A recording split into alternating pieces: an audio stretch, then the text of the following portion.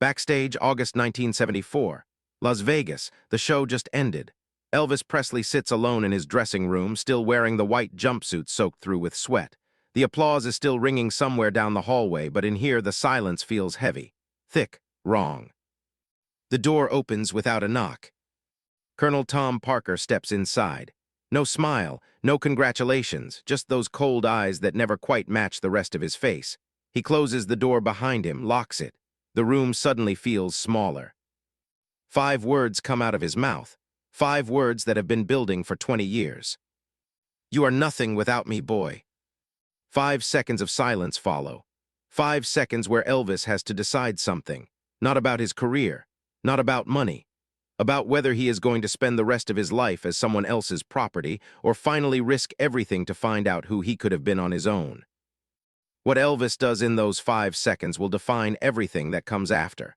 But the world will not hear about this moment for decades, because some confrontations are too dangerous to speak out loud. Some truths get buried with the people who lived them. But to understand what Elvis did in that moment, you need to know what had been building for years. The Colonel did not just walk into that dressing room by accident. He had been planning this confrontation since the day they met, because Colonel Tom Parker had a rule Elvis did not know about until it was far too late. Never let them think they can survive without you. Rewind to 1955. Elvis is 20 years old. Nobody knows his name outside of Memphis. He has recorded a few songs at Sun Studio, got some local radio play, but nothing that feels like it will last. He is a truck driver with a dream he is too embarrassed to say out loud. When people ask what he wants to do with his life, he shrugs, mumbles something about music maybe, looks at the ground. Then he meets Colonel Tom Parker. Parker is 46, sharp suit, expensive watch, the kind of man who walks into a room and immediately owns it. He has managed country singers before, turned unknowns into stars, and when he shakes Elvis's hand, he does not let go right away. Just holds it, stares into his eyes, smiles with his mouth but not his eyes. Elvis's mother is standing nearby, Gladys Presley. She watches the whole exchange and something about it makes her stomach turn. Later that night she will pull her son aside. "That man's eyes do not smile, son." Elvis laughs it off, tells her she worries too much. But deep down, some part of him knows she is right. He just does not want to admit it, because Colonel Parker is offering him something he has wanted his entire life. A chance to be somebody. Parker leans in close, voice low and certain. "I will make you the biggest star in the world, but you have got to trust me completely. No questions, no doubts. You do what I say when I say it, and I will take care of everything else." Elvis nods. He is so desperate to believe someone sees something in him that he does not see any warning signs. Does not ask why a man this successful is interested in a nobody from Tupelo. Does not ask to see contracts before signing them. Just trusts. Because trusting feels easier than being nobody forever. The handshake happens, the deal is made, and for the first few years it feels like magic. By 1956, Elvis is everywhere. Television, radio, sold-out shows, screaming fans who faint at the sight of him. Everything the Colonel promised is happening. Elvis is not just famous. He is a phenomenon, something the world has never seen before. But something else is happening too, something quieter. Something Elvis does not notice at first because he is too busy being overwhelmed by everything else. He is always broke. Not starving, not homeless. But considering he is selling millions of records, playing packed venues, making more money than anyone in his family has ever seen, he should not be checking his bank account and feeling confused. Should not be asking the Colonel why there is never as much as he expected.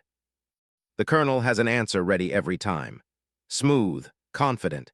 "Expenses, boy, building your empire costs money. We have got tour to book, musicians to pay, studios to rent, promotion to fund. Trust me, this is how it works."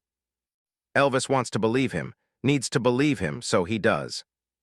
But small things start to add up. The Colonel takes frequent trips to Las Vegas, gambles, a lot, comes back talking about losses like they are funny stories. Elvis laughs along, but something nags at him. Where is that gambling money coming from? Then there are the contracts, thick stacks of paper Elvis is told to sign. He tries to read them once, legal language he cannot parse. Words like gross proceeds and management fees and subsidiary rights that make his head hurt. He feels stupid, embarrassed, so he stops trying to read them, just signs where the Colonel points. You focus on performing, Parker says. I will focus on business. That is what I am here for. Elvis nods, but late at night, alone at Graceland, he sometimes pulls out that first contract, stares at it, wishes he understood what it actually said, wishes he was not too ashamed to ask someone to explain it to him like he is a child. The doubt creeps in slowly. What if his mother was right? What if he made a mistake? But that thought is too terrifying to sit with. Because if he made a mistake, if he trusted the wrong person, then everything he has built is a lie. Everything he is might not actually belong to him. So he does what anyone does when a thought is too painful to think. He buries it, pushes it down, takes a pill to quiet his mind, not to get high, not to party, just to stop thinking. 1967, Elvis wants to tour internationally. Europe, Japan, South America. Fans all over the world are begging for it. Promoters are offering huge money. It makes perfect sense. The Colonel says no. Not maybe, not later, just no. Elvis pushes back for the first time. Why not? We could make a fortune. The fans want it. Parker's face goes cold. No more friendly smiles, no more fatherly reassurance, just ice. We do not need it. But I said no. Elvis feels something shift in that moment. He is not being advised. He is being told, ordered, like a child being scolded by a parent. And when he opens his mouth to argue again, the Colonel leans forward, voice low, dangerous. Do not forget who made you, boy. The room goes silent. Elvis feels his chest tighten. He wants to say something, wants to stand up for himself. But the words do not come, because somewhere deep down, he is still that nobody from Memphis who is terrified of becoming nobody again. So he stays quiet, swallows his anger, nods. The Colonel smiles again, pats him on the shoulder, walks out like nothing happened. But something did happen. A line was crossed, and Elvis cannot stop thinking about it. Why would the Colonel refuse something that benefits them both? Why would international tour be off the table with no explanation? He starts asking quiet questions, carefully to his accountant, to his lawyer, never directly, just curious. And that is when he starts to notice something else, something that makes his blood run cold. The Colonel has a secret that makes international tour impossible. A secret that means Elvis Presley, the biggest star in the world, will be a prisoner in his own country for the rest of his life. Because Colonel Tom Parker is not who he says he is. And if anyone finds out the truth, everything falls apart. Not just for the Colonel. For both of them. 1973. Elvis is sitting in his lawyer's office in Memphis. Routine meeting. Going over taxes, expenses, the usual paperwork he barely understands. His lawyer, a careful man who has worked with him for years, is flipping through documents when he mentions something in passing. Good thing the Colonel finally settled that IRS situation.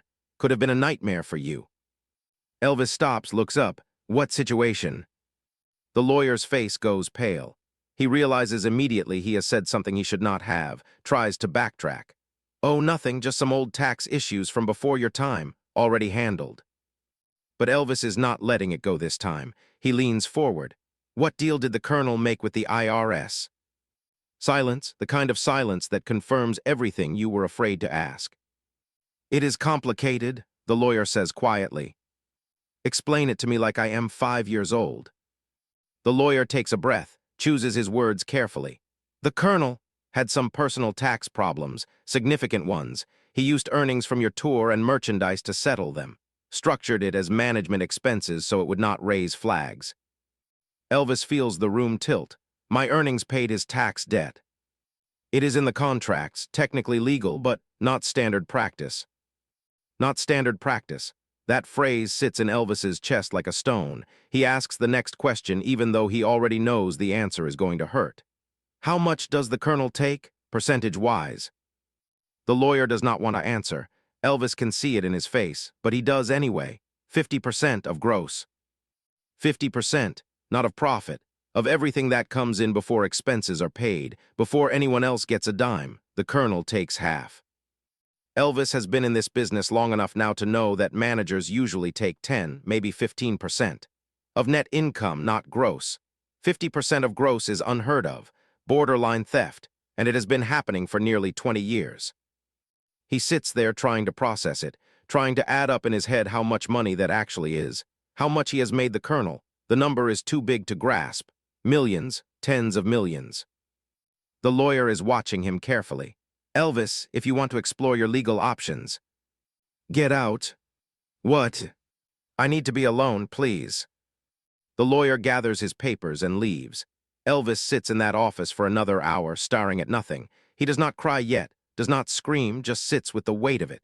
The betrayal is not even the worst part. The worst part is that he signed the contracts. He agreed to this. He was so afraid of being nobody that he let someone else own him. That night back at Graceland, Elvis locks himself in the bathroom. He has financial documents his accountant smuggled to him, papers the Colonel never wanted him to see. Page after page of deals, contracts, licensing agreements, all of them structured the same way. The Colonel takes half, sometimes more.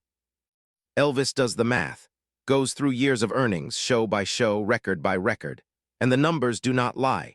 He has made Colonel Tom Parker richer than himself. The man who takes no risk, who does not perform, who does not create anything, has more money than the person the entire empire is built on. His hands start shaking, not from anger, from something deeper. Grief maybe, or shame. He slides down to the bathroom floor, papers scattered around him. And finally he cries, not loud, dramatic sobs, just quiet tears that come from somewhere so deep he did not know it existed. Because he trusted this man more than anyone except his mother. And his mother had warned him. She saw it from the beginning, those eyes that did not smile. I did this to myself, he whispers to the empty room. I was so afraid of being nobody that I gave myself away. The pills are in the medicine cabinet above him. It would be so easy to take a few. Stop thinking, stop feeling, just drift away from this for a while. His hand reaches up, opens the cabinet. The bottles rattle as he pulls one down. He stares at it for a long time, then puts it back, because if he checks out now, the Colonel wins. And something in Elvis, something stubborn and angry and still alive, refuses to let that happen.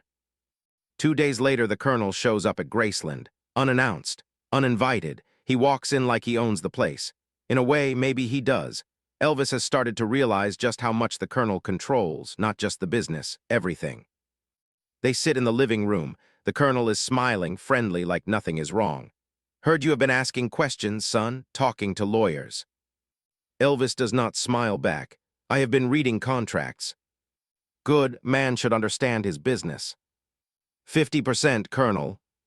The smile does not fade, but something behind the Colonel's eyes hardens. That is what we agreed to. I was 20 years old. I did not know what I was signing. You knew enough to trust me, and look where that trust got you.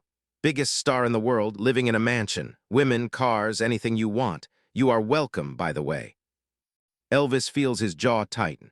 The Colonel is already reframing this, making it sound like Elvis is ungrateful, like questioning highway robbery is somehow disrespectful. I want to renegotiate. The Colonel leans back in his chair, crosses his legs, takes his time lighting a cigar. The power move is obvious, making Elvis wait, reminding him who is in control here. You could try, he says finally, blowing smoke toward the ceiling.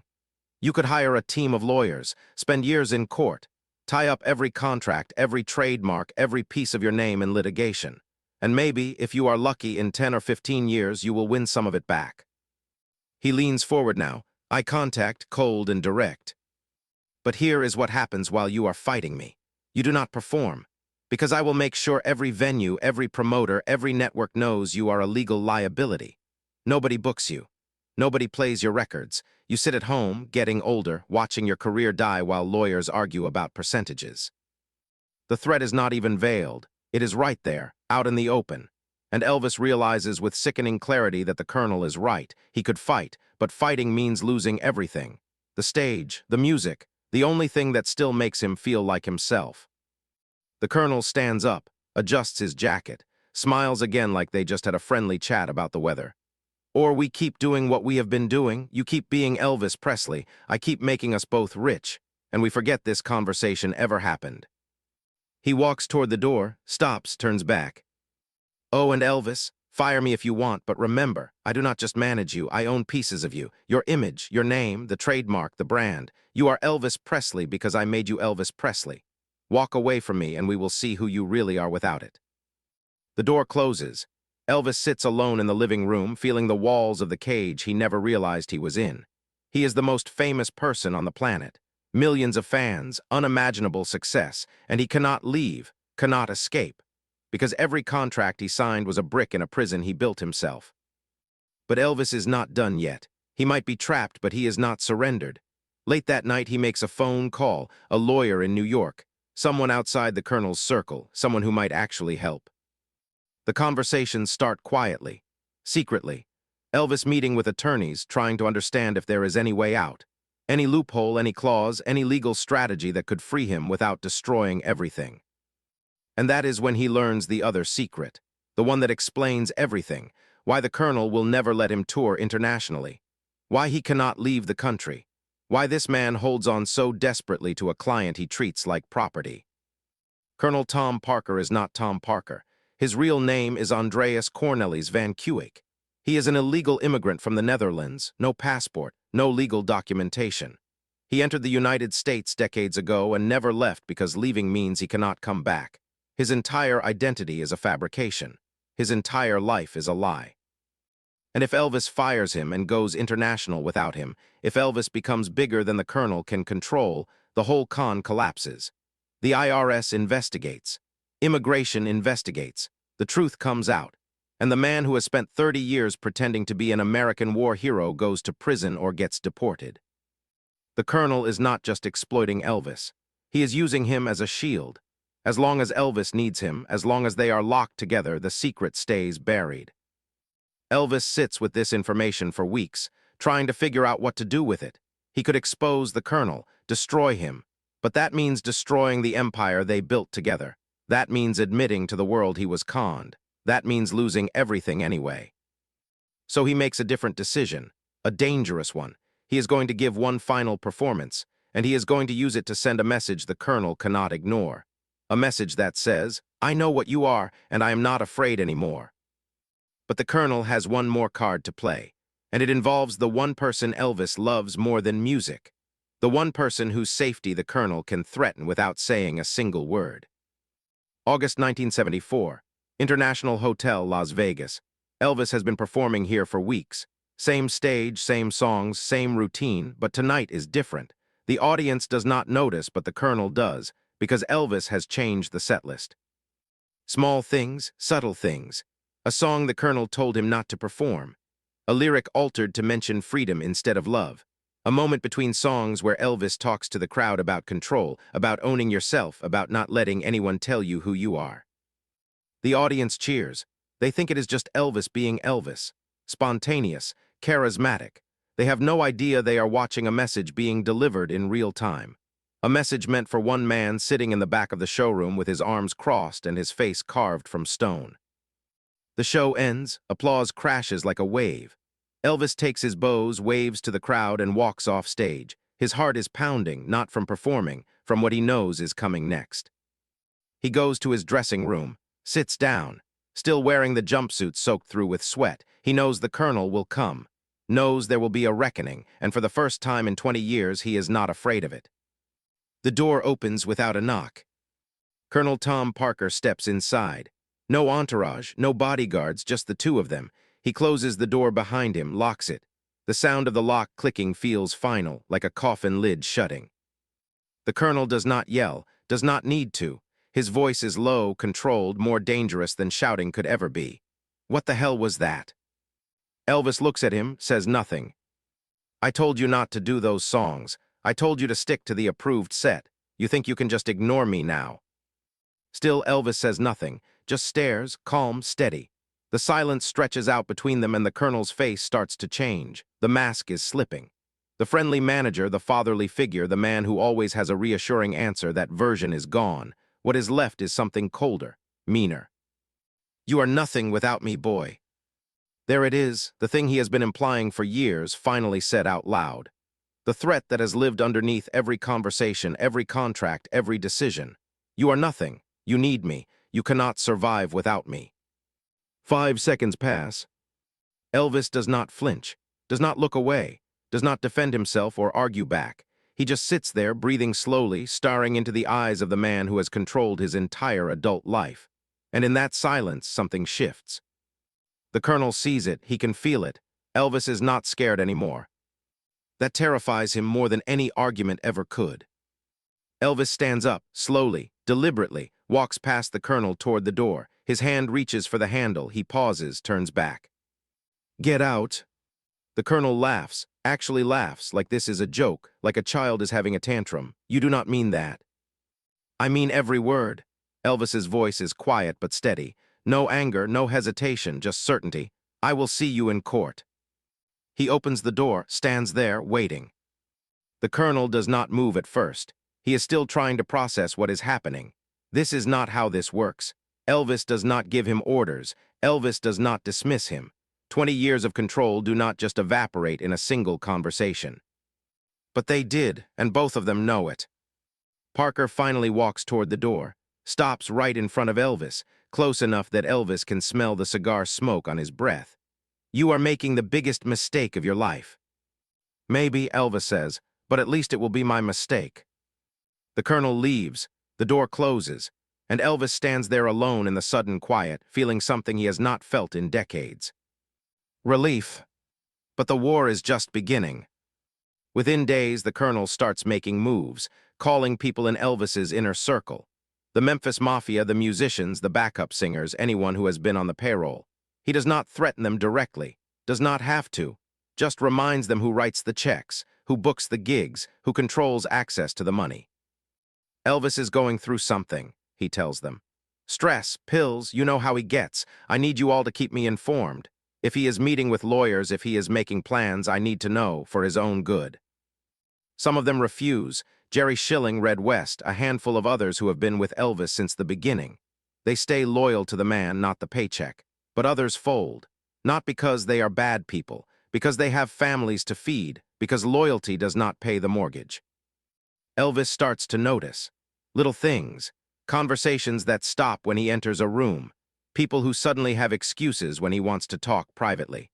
He realizes with sickening clarity that some of the people he thought were his friends have been reporting to the colonel all along. The paranoia sets in. Who can he trust? Who is still on his side? He starts pulling away from everyone, spending more time alone. The pills help with that. They make it easier to not think about who is betraying him. Priscilla calls. She has been divorced from him for a year now, but she still cares, still worries. "Elvis, people are talking. They say you are trying to fire the colonel. Is that true?" "Yes." Silence on the other end. Then quietly, "Be careful. He is not going to let you go without a fight." "I know. He has dirt on you. Medical records, private recordings, things he has been collecting for years. If you push him, he will use them." Elvis closes his eyes. Of course, the colonel has an insurance policy. Of course, he has been preparing for this possibility since the day they met. "Let him. I do not care anymore." "You should care. Think about Lisa Marie. Think about what this could do to her if the press gets hold of." "I am thinking about her," Elvis cuts in. His voice is firm, final. "I am thinking about what kind of man I want her to see when she looks at her father, and right now I am not that man, but maybe if I do this I can be." Priscilla does not argue. She knows that tone, knows when Elvis has made up his mind. "Okay," she says softly, "just be ready. He is going to try to destroy you." "He already did," Elvis says. "I am just finally admitting it." The legal battle starts quietly. Lawyers sending letters, contract disputes, negotiations that go nowhere because neither side is willing to budge. Elvis wants out. The colonel refuses to release him. They are locked together, each holding pieces of the other's life hostage. And then the colonel plays his card. He leaks a story to the press. Nothing too damaging, just enough to remind Elvis what he is capable of. A piece about Elvis's prescription drug use. Framed as concern, of course. Close sources worry about the star's health. Vague enough to be deniable, specific enough to sting. Elvis reads the article in his bedroom at Graceland, hands shaking, not because the information is false, because it is true, and because he knows this is just the beginning. The colonel is showing him the weapons he has, medical records, private recordings, embarrassing moments captured on tape, financial details that could raise questions about tax evasion. The message is clear. If I go down, you go down with me. Elvis crumples the newspaper, throws it across the room. He wants to scream, to break something, to call the colonel and tell him exactly what he thinks of him.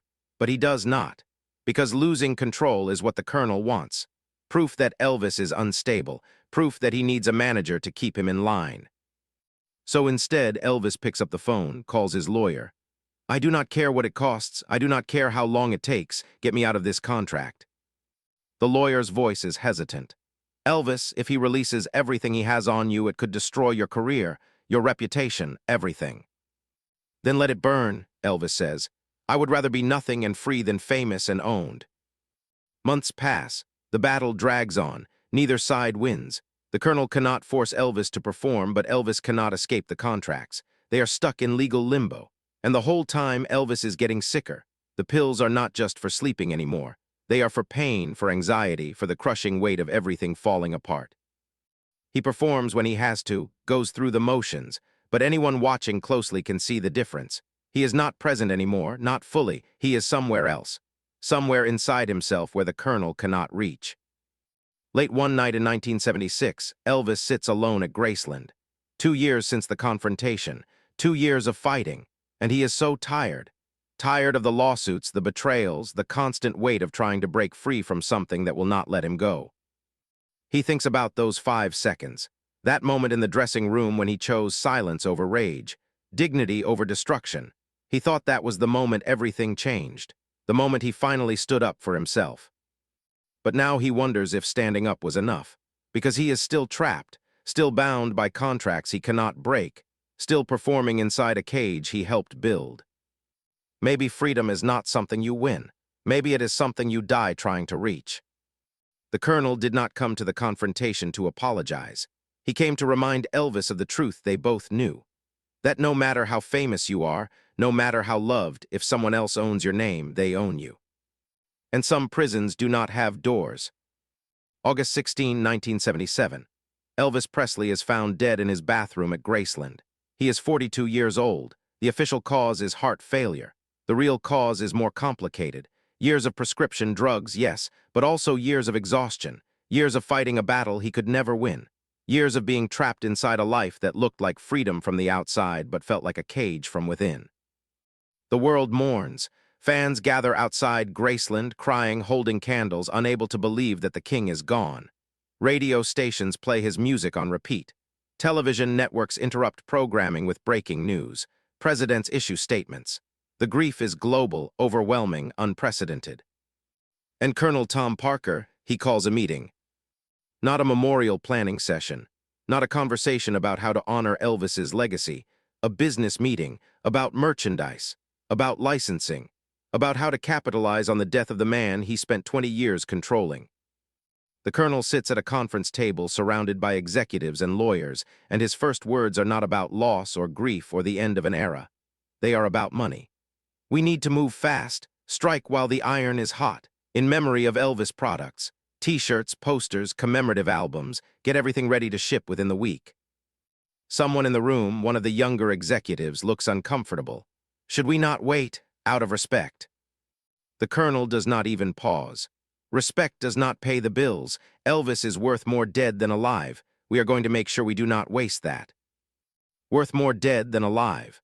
Let that settle in. The man who controlled Elvis's entire career, who took 50% of everything, who kept him trapped in America because of his own illegal immigration status, is now calculating how to profit from his death before the body is even cold. Within days, the merchandise floods the market. In memory of Elvis, buttons, posters, albums, collectible plates, the Colonel is licensing everything, taking his 50% of every dollar. Even in death, the contract holds. Even in death, Elvis cannot escape. But this is not just a story about greed. It is a story about what happens when you give someone else control of your identity because you are afraid you are not enough on your own. Elvis believed the Colonel made him. He believed that without Parker's guidance, connections, and business savvy, he would have stayed a truck driver in Memphis. That belief became a chain, not because it was true, but because Elvis never tested whether it was true. He never tried to find out who he could have been without the Colonel, and by the time he wanted to, it was too late. The contracts were signed. The empire was built. The cage was locked.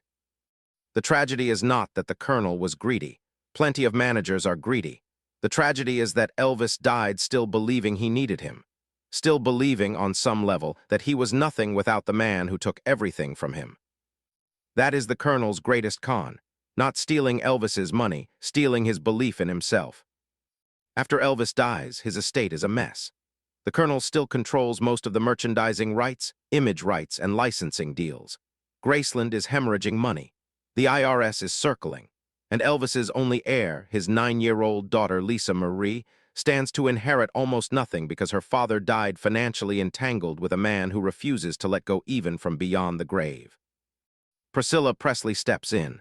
She has no business experience, no legal training, but she has something more important: clarity. She sees exactly what the Colonel is, what he has always been, and she is not afraid of him. She hires lawyers, real ones, not the ones the Colonel has in his pocket.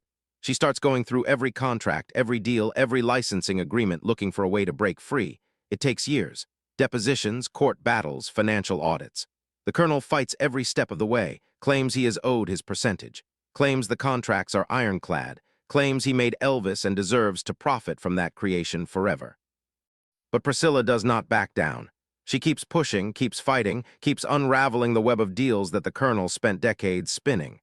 And slowly, piece by piece, she starts to win. In 1983, 6 years after Elvis's death, a judge finally rules that the Colonel's contract is unconscionable. 50% is not a management fee. It is exploitation. The Presley estate is granted control over Elvis's name, image, and likeness. The Colonel is out. He appeals, loses, appeals again, loses again. And finally, in a last desperate move, he sells his remaining stake in Elvis Presley Enterprises for $2 million just to get out from under the legal pressure. $2 million for a share of an empire worth hundreds of millions. Maybe the lawyers finally scared him. Maybe he knew the truth about his immigration status was about to come out. Or maybe he just realized that without Elvis alive to control, the game was not fun anymore. Colonel Tom Parker dies in 1997. He is 87 years old. No memorial service is held. No public mourning. The obituaries mention his role in Elvis's career, but not much else. He is remembered, if he is remembered at all, as the manager who took too much. But here is what haunts the people who knew the truth. The Colonel never expressed regret, not once, not in private conversations, not in interviews, not even at the end. He believed until the day he died that he made Elvis Presley, that without him there would have been no king of rock and roll, and in his mind that justified everything. The 50%, the control, the contracts that turned a human being into a product. He died believing he was the hero of the story. Lisa Marie Presley spent years trying to reclaim her father's legacy. She opened Graceland to the public, turning it into a place where fans could connect with Elvis's memory. She fought legal battles to protect his image from being exploited. She spoke publicly about the damage the Colonel did, about the years her father spent trapped, about the cost of letting someone else own your name.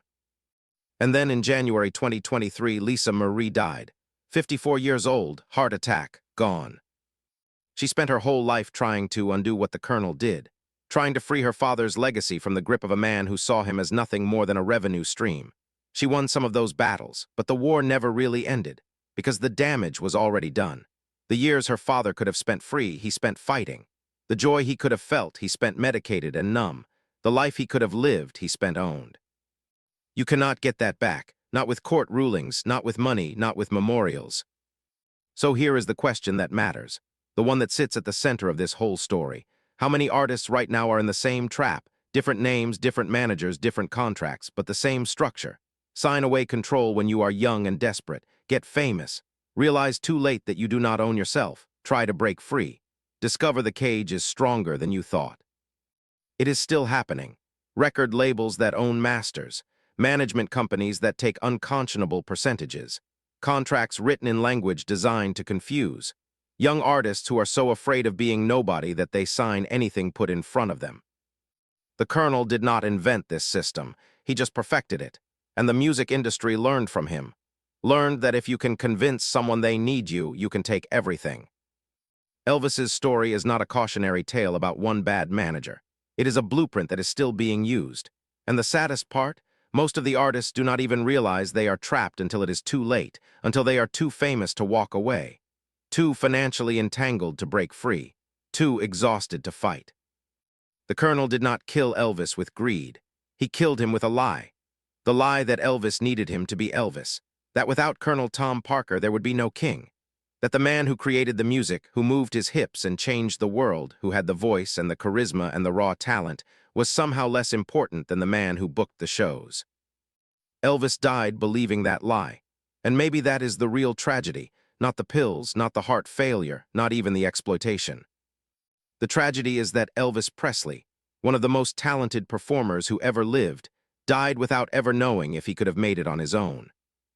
He never got to find out who he was without the Colonel, never got to test whether the success was his or someone else's creation, never got to perform in Europe, in Japan, in South America, because the man who controlled him could not leave the country. 5 seconds of silence. That is all it took for Elvis to choose freedom in that dressing room, to stand up and say no, to walk toward the door and demand the Colonel leave. But 30 years in a cage, that is how long it took for freedom to kill him. Because some prisons do not have bars. Some prisons are built from contracts and percentages, and the fear that without someone else pulling the strings, you will disappear. And by the time you realize you are in one, the door has already been locked from the outside. I want to know what you think, not just about Elvis, about the choice. If you knew freedom would cost you everything, even your life, would you take it? Or would you stay in the cage because at least it is familiar? Leave that below. We are going deeper into stories like this. The ones where the truth cuts harder than the legend. Subscribe if you are ready for that. Not everyone is.